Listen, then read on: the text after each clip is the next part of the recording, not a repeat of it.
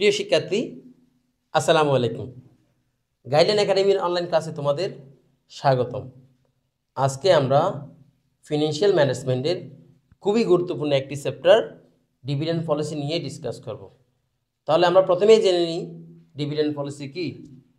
Dividend policy involves the decision of payout earnings or to retain them for investment in the firm. আমি আবারও বলছি, dividend policy involves the decision of payout earnings or to retain them for investment in the firm.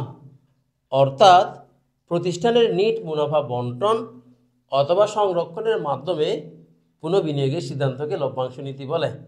আমরা যদি আরেকটু সহজ করে বলি, মনে করো একটা কোম্পানির নিট লাভ অথবা নিট মুনাফার একটা অংশ শেয়ার মালিকদেরকে বন্টন করবে, আরেকটা অংশ সংরক্ষণ করবে।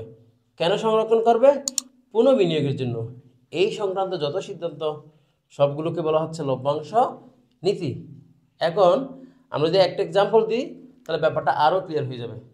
ধরে নাও একটা কোম্পানির আর্নিং 1 লক্ষ টাকা। কোম্পানি চিন্তা করলো এই আর্নিংয়ের একটা অংশ শেয়ার মালিকদেরকে বন্টন করবে, আরেকটা অংশ কী করবে? সংরক্ষণ করবে। তাহলে আর্নিংয়ের যে অংশটা শেয়ার মালিকদেরকে বন্টন করা হয় সেটা হচ্ছে ডিভিডেন্ড পে আউট রেশিও, যখন পার্সেন্টেজ আকারে, আর যদি টাকায় হয় সেটা কি? ডিভিডেন্ড। আর আর্নিংয়ের যে অংশটি সংরক্ষণ করা হয় সেটা হচ্ছে রিটেনশন রেশিও, কখন? পার্সেন্টেজ আকারে হলে। আর যদি সেটা টাকায় হয় তাহলে কি? রিটেনড আর্নিং। তাহলে আমরা যদি ডেফিনেশনে যাই ব্যাপারটা আরও ক্লিয়ার হবে। তাহলে ডিভিডেন্ড পে আউট রেশিও কি? Dividend pay out ratio is the percentage of companies earnings.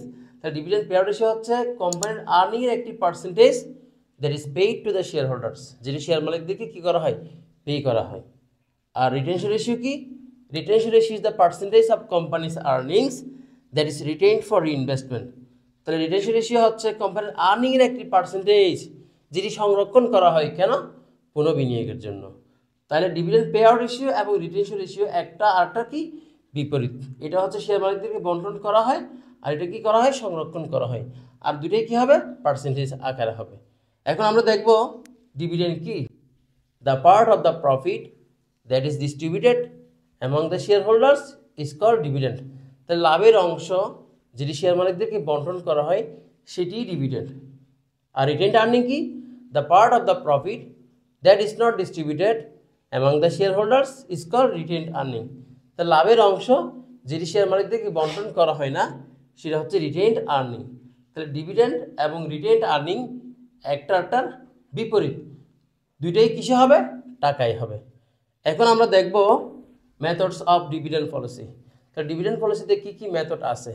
Dividend পলিসিতে 4টা মেথড আছে: stock split, reverse stock split, stock dividend, stock repurchase. প্রত্যেকটা মেথড আমরা পরবর্তী ভিডিওতে ক্রমান্বয়ে ডিসকাস করব। এতক্ষণ সাথে থাকার জন্য ধন্যবাদ। আল্লাহ হাফেজ।